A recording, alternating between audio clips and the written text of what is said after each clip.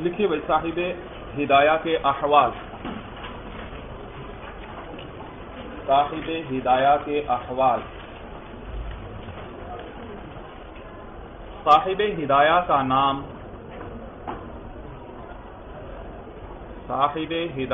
نام برہان الدین ابو الحسن علی ابن ابی بکر الفرغانی المرغینانی ہے.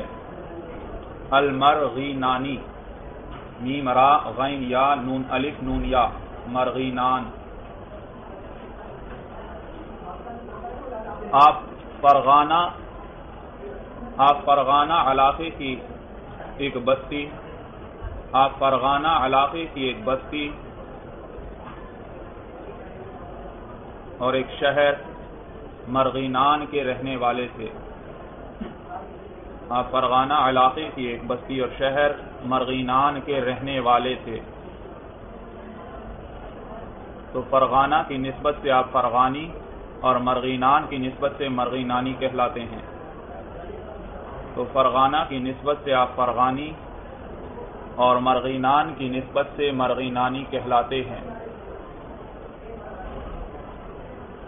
بھائی میں نے نام لکھوایا برہان الدین ابو الحسن علی ابن ابی بکر. بھائی تفصیل تو آپ خود سمجھ گئے ہوں گے کہ برہان الدین شروع میں جو آیا یہ صاحب ہدایہ کا لقب ہے اور ابو الحسن ان کی کنیت ہے, علی ان کا نام ہے اور بیٹے کس کے ہیں؟ ابو بکر کے. بھائی آپ حضرت صدیق اکبر رضی اللہ تعالیٰ عنہ کی اولاد میں سے ہیں. آپ حضرت صدیق اکبر رضی اللہ تعالیٰ عنہ کی اولاد میں سے ہیں. آپ کی ولادت 8 رجب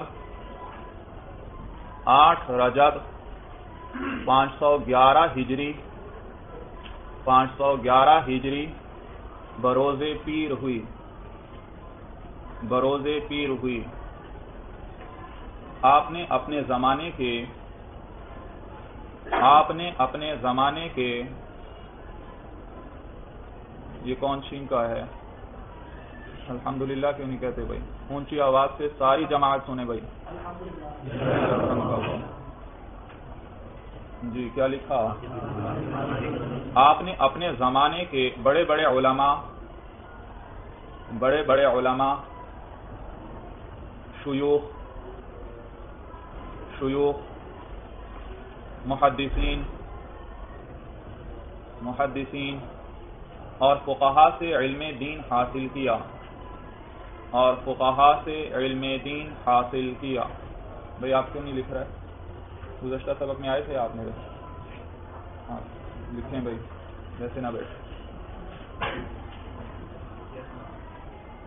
یہ پھر کون چھین کا پرانا ہے کہ نئے ساتھی ہیں بھئی؟ اونچی آواز سے کہو بھئی.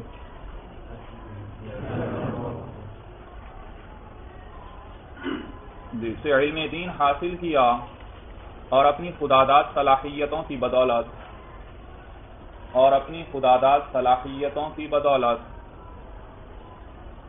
بہت جلد علوم دینیہ میں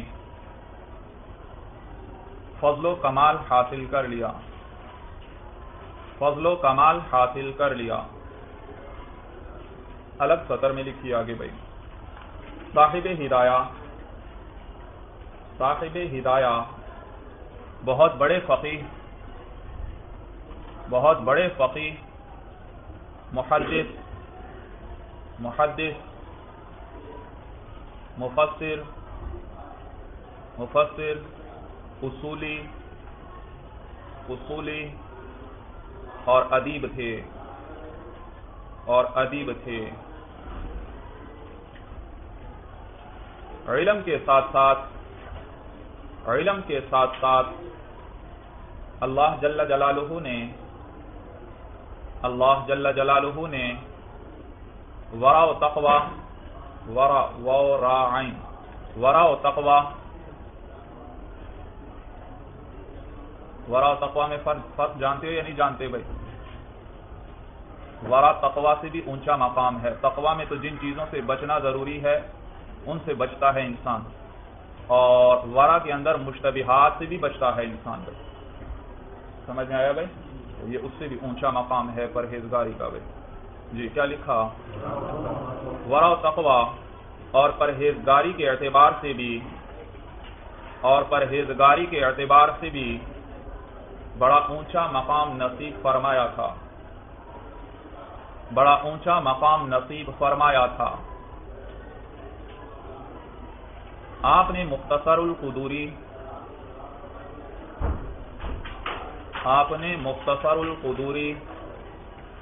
اور امام محمد رحمہ اللہ کی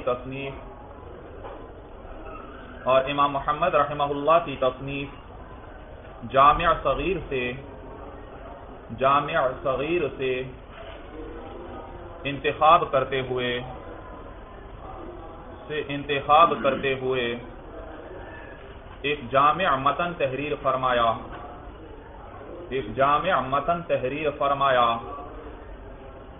جس کا نام بدایت المبتدی رکھا. پھر آپ نے اس متن کی شرح بھی خود ہی تصنیف فرمائی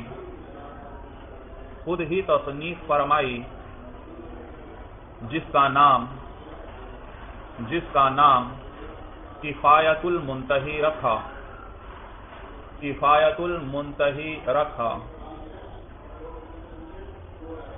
یہ شرح 80 جلدوں پر مشتمل تھی. ہمارے بزرگوں کی زندگیوں میں اللہ نے عجیب برکات رکھی تھی. انسان حیران ہوتا ہے اتنی بڑی کتابیں انہوں نے لکھی اتنی جلدوں میں. جیسے اسی کو دیکھ لیں 80 جلدوں میں شرح لکھی گئی، اور بعض کی مفسرین اور بعض دیگر علماء کی بعض کتابیں سینکڑوں جلدوں میں ہیں بھائی. انسان حیران ہوتا ہے کہ یہ کیسے انہوں نے لکھی بھائی. اور اتنی قیمتی کتابیں، عام کتابیں بھی نہیں کہ انسان ویسے لکھتا چلا جائے. کہ بعد والے تمام علماء ان کتابوں کے محتاج ہیں بھائی، ایسی قیمتی کتابیں. اور یہ کیسے انہوں نے لکھی، انسان حیران ہوتا ہے. انہوں نے سوچا بھی ہوگا، نئے نکات بیان کرتے ہیں ہر جگہ، قدم قدم پر ہر ایک جو بھی لکھتا ہے کہ میرے ذہن میں اللہ نے یہ نقطہ ڈالا. کتنا سوچ کر انہوں نے لکھا ہوگا. اور آج کل تو سہولت ہے بھائی، قلم روشنائی والے قلم ہیں، لکھتے آپ چلے جائیں. پہلے تو قلم کو بار بار دوات میں ڈبونا پڑتا تھا بھائی، 1-2 لفظ سے زیادہ وہ چلتا ہی نہیں تھا. تو وہ کیسے سوچتے، کیسے لکھتے، کتنی برکت رکھی تھی اللہ نے ان کی زندگیوں میں کہ تھوڑے وقت میں وہ اتنا زیادہ کام کر گئے کہ انسان حیران رہے. جی لکھیے بھائی آگے کیا لکھا. چونکہ یہ شرح نہایت طویل ہو گئی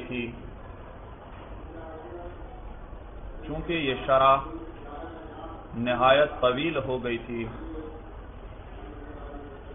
لہذا آپ نے اس شرح کو مختصر کرتے ہوئے 4 جلدوں میں اس کا خلاصہ تحریر فرمایا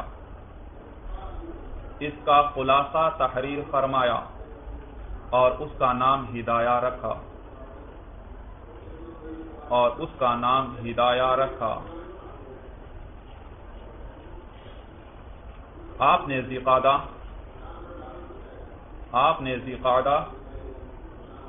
573 ہجری 573 ہجری کو بدھ کے روز ہدایہ کی تصنیف کا کام شروع کیا اور شب و روز محنت کرتے ہوئے اور شب و روز انتہا درجے کی محنت کرتے ہوئے 13 سال میں اسے پایہ تکمیل تک پہنچایا. 13 سال میں اسے پایہ تکمیل تک پہنچایا. اس مدت کے دوران اس مدت کے دوران آپ نے ہمیشہ روزہ رکھا، آپ نے ہمیشہ روزہ رکھا اور کوشش کی کہ آپ کے روزے کے بارے میں کسی کو خبر نہ ہو، چنانچہ خادم گھر سے کھانا لے کر آتا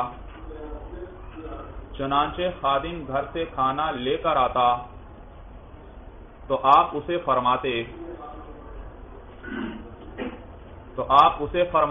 کہ کھانا رکھ جاؤ، جب خادم چلا جاتا تو آپ کسی طالب علم وغیرہ کو بلا کر وہ کھانا اسے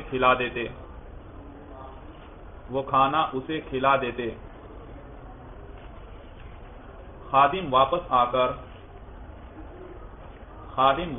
کر برتن خالی دیکھتا تو سمجھتا کہ آپ کھانا کھا چکے ہیں،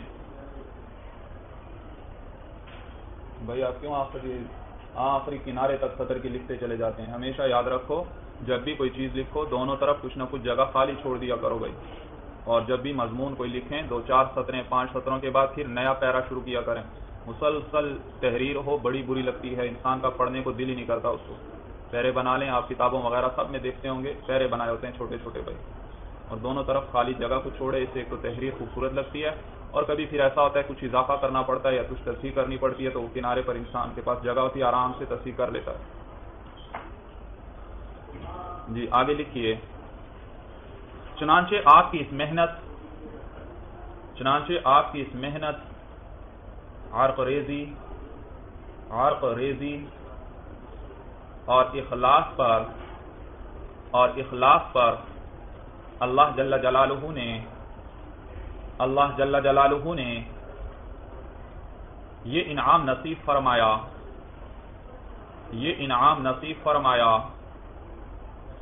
کہ آپ کی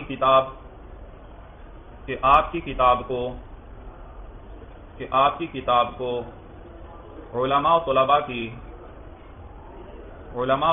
کی نگاہوں کا مرکز بنا دیا، علماء و طلباء کی نگاہوں کا مرکز بنا دیا، اور اسے اس قدر مقبولیت نصیب فرمائی کہ سینکڑوں سال سے یہ کتاب مدارس دینیہ کے نصاب میں داخل ہے، اور اولیاء اللہ اسے پڑھ رہے ہیں اور پڑھا رہے ہیں، اور یہ فقہ حنفی کی معتبر ترین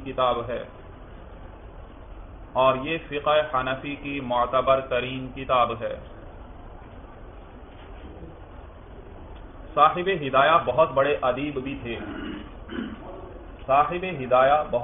ادیب بھی تھے، عظیم محدث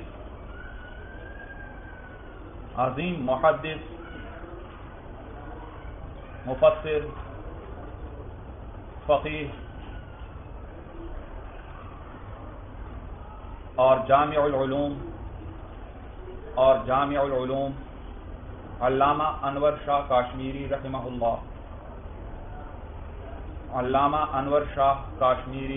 اللہ، جنہیں اللہ تعالی نے محیر العقول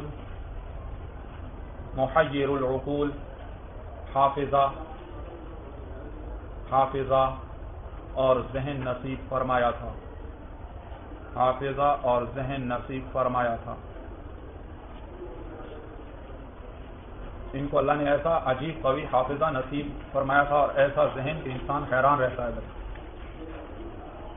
کوئی معمولی عبارت کسی کتاب پر نظر ڈال لیتے، سرسری سی نظر، تو 25-30 سال تک اسے بھولتے نہیں تھے، گہری نظر پر تو پھر عمر بھر ہی نہیں بھولتے تھے۔ اور آپ اخبار کا مطالعہ نہیں کرتے تھے۔ کسی نے پوچھا کہ حضرت آپ اخبار نہیں دیکھتے، کیا وجہ ہے؟ کہنے لگے اخبار دیکھتا ہوں تو سارا اخبار میرے حافظے میں محفوظ ہو جاتا ہے، تو کیا ضرورت ہے مجھے ان بیکار چیزوں کو ذہن میں محفوظ کرنے کی۔ یہ جو فقہ کی ایک کتاب آپ پڑھتے ہیں قدوری کے ساتھ، کیا نام ہے، نور العزا، اس کے بارے میں بھی یہ روایت سنی ہے کہ آپ مصر تشریف لے گئے تھے، وہاں ایک مکتبے میں یہ کتاب آپ کو ملی، تو بڑا کوئی پرانا نسخہ تھا، آپ نے وہیں مکتبے میں بیٹھے بیٹھے جلدی جلدی اس کا مطالعہ کر لیا اور پھر واپس آ کر پوری کتاب کو اپنے حافظے سے لکھ لیا۔ بھیا عجیب ذہن، لکھیے بھائی آگے۔ کان آیۃ من آیات اللہ، کان آیۃ من آیات اللہ، کان آیۃ من آیات اللہ بلا مریۃ، بلا مریۃ ونادرۃ من نوادر الدہر، ونادرۃ من نوادر الدہر بلا فریۃ، بلا فریۃ۔ معنی سمجھ میں آ رہا ہے عبارت کا بھائی؟ کان آیۃ من آیات اللہ، علامہ انور شاہ کشمیری رحمہ اللہ، اللہ کی نشانیوں میں سے ایک بڑی نشانی تھی بھائی، اللہ کی نشانیوں میں سے ایک نشانی تھے بلا مریۃ، بغیر شک و شبہ کے، ونادرۃ من نوادر الدہر، اور زمانے کی نایاب چیزوں میں سے ایک نایاب چیز تھے بلا فریۃ، بغیر کسی جھوٹ کے۔ فریا جھوٹ کو کہتے ہیں، یعنی اس بات میں کوئی جھوٹ نہیں ہے، آپ حقیقتاً زمانے کی نایاب چیزوں میں سے ایک نایاب چیز تھے۔ ہدایہ فقہ کے ساتھ ساتھ، فقہ کے ساتھ ساتھ ادبی اعتبار سے بھی، ادبی اعتبار سے بھی اس قدر عظیم کتاب ہے۔ علامہ انور شاہ کشمیری رحمہ اللہ، ان کو اللہ نے، جیسے میں نے بیان کیا، اللہ نے عجیب حافظہ اور عجیب ذہن دیا تھا، اور صرف حافظہ ہی نہیں قوی تھا بلکہ ذہن بھی ایسا تھا کہ جو فوراً چیزوں کا تجزیہ کر لیتا، فوراً بھائی، ایک صرف حافظے کا قوی ہونا ہے، یہ اور چیز ہے، ایک ذہن کا چیزوں کا تجزیہ کر لینا، کھرے کھوٹے کو الگ کر دینا اور مختلف چیزوں کو آپس میں ملا دینا، یہ ایک عجیب الگ صلاحیت ہوتی ہے من جانب اللہ کہ انسان فوراً نتیجے تک پہنچ جاتا ہے بھائی، فوراً نتیجے تک۔ مختلف اقوال آئے، تحقیق وغیرہ، سارا کچھ ایک دم ذہن تجزیہ کر کے سارا کچھ سامنے لے آتا ہے کہ کون سی بات صحیح ہے، اس کی یہ دلائل ہے، فلاں دلائل فلاں جگہ سے، ساری چیزوں کا تجزیہ ایک دم ذہن کر لیتا ہے بھائی۔ بڑا عجیب ذہن اللہ نے ان کو دیا تھا، اور ان سے جب دینی کتابوں کے بارے میں پوچھا جاتا بھائی، علامہ انور شاہ کشمیری رحمہ اللہ سے کہ حضرت فلاں کتاب جیسی کتاب آپ لکھ سکتے ہیں، بڑی بڑی عظیم کتابوں کے بارے میں پوچھا جاتا، تو جواب میں فرماتے اس سے بہتر لکھ سکتا ہوں۔ تو دوسری کوئی کتاب ذکر کی جاتی، پوچھا جاتا کہ حضرت آپ اس جیسی کتاب لکھ سکتے ہیں، فرماتے اس سے بہتر لکھ سکتا ہوں، اس سے بدرجہ بہتر لکھ سکتا ہوں۔ لیکن 2-4 کتابیں ایسی تھیں جن کے بارے میں آپ فرماتے تھے کہ میں جیسی کتاب نہیں لکھ سکتا، انہی میں سے ایک کتاب ہدایہ بھی تھی، فرماتے تھے اس جیسی میں چند سطریں بھی نہیں لکھ سکتا۔ اتنی عظیم ادبی کتاب ہے، ادبی اعتبار سے بھی اتنی حسین و دلکش اور پیاری عبارتیں صاحب ہدایہ لے کر آئے ہیں کہ یہ عام انسان کے بس کی بات نہیں بھائی۔ جی کیا لکھا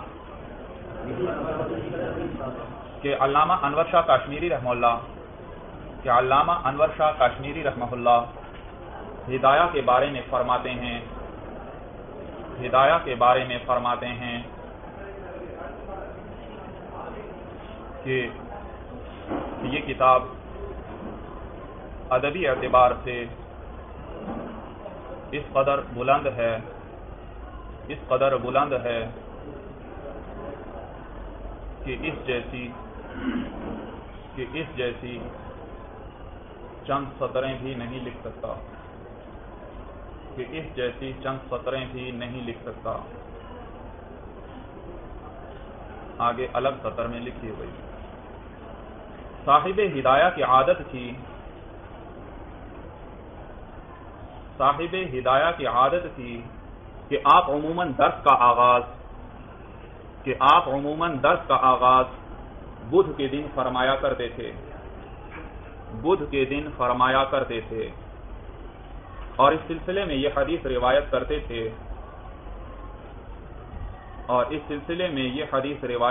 थे, कि नबी करीम सल्लल्लाहु अलैहि वसल्लम ने फरमाया,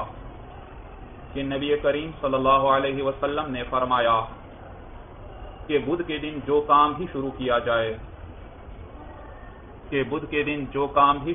जाए, वो जरूर पूरा होता है, हदीस के अरबी अल्फाज ये हैं, मा मिन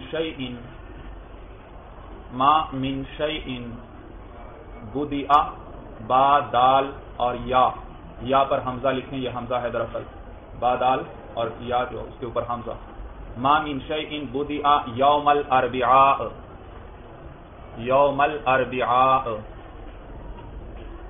अल अरबिआ बुध के दिन को कहते हैं ना अरबी में। अरबिआ के आखिर में अलिफ और हमजा है भाई। यौमल अरबिआ इल्ला तम्मा ता दो नुक्तों वाली और मीम मुशद्दद। साहिब हिदाया की वफात 14 जुल्हज्जा 593 हिजरी 593 हिजरी को पीर की रात में हुई। आपको समरकंद में दफनाया